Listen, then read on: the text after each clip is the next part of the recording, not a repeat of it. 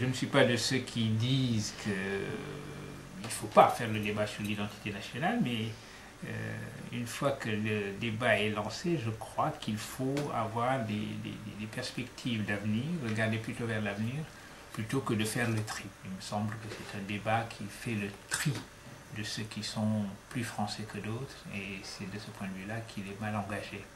Écoutez, les questions qui sont posées me semblent établir qu'il s'agit de définir qui est français à un moment défini, et qu'il ne l'est pas, ou qu'il est insuffisamment. Et c'est ça que j'appelle faire le tri, et la différence que j'établis, c'est entre cette attitude-là, qui consiste à faire le tri, et une attitude qui consiste à regarder vers l'avenir, l'avenir de l'intégration, le devenir de la nation. Autrement dit, plutôt pour faire un jeu de mots, plutôt qu'un débat sur l'identité, il me semble qu'un débat sur le devenir aurait été mieux venu. Il y avait quelque chose comme ça. À quoi se reconnaît-on? À quoi se reconnaît-on? C'est une machine à exclusion, malheureusement. C'est une machine à faire justement le tri. Les humains ne se respirent pas, à ma connaissance, comme des animaux pour s'identifier. Tout le montre maintenant. Ceux qui ont engagé le débat commencent à avoir des questions, des réponses qu'ils ne voudraient pas voir. Les gens se défoulent. Et malheureusement, on ne peut pas dire que ce soit une manière de mal engager le débat, c'est que telles que les questions sont posées, elles appelaient véritablement ce genre de défoulement. Monsieur Diagne, vous qui vivez actuellement aux États-Unis, est-ce que vous pensez que ce débat sur l'identité nationale aurait pu-il avoir lieu dans ce pays? Écoutez, justement, c'est une très belle comparaison, je crois. Vous savez, aux États-Unis, la référence à l'identité américaine est toujours une référence à ce qui est appelé le rêve américain, the American Dream.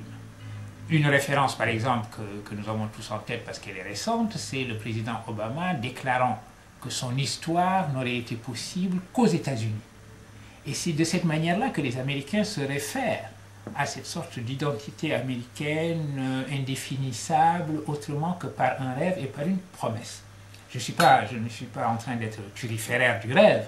Il y a une part de rhétorique, évidemment, dans ce genre de déclaration.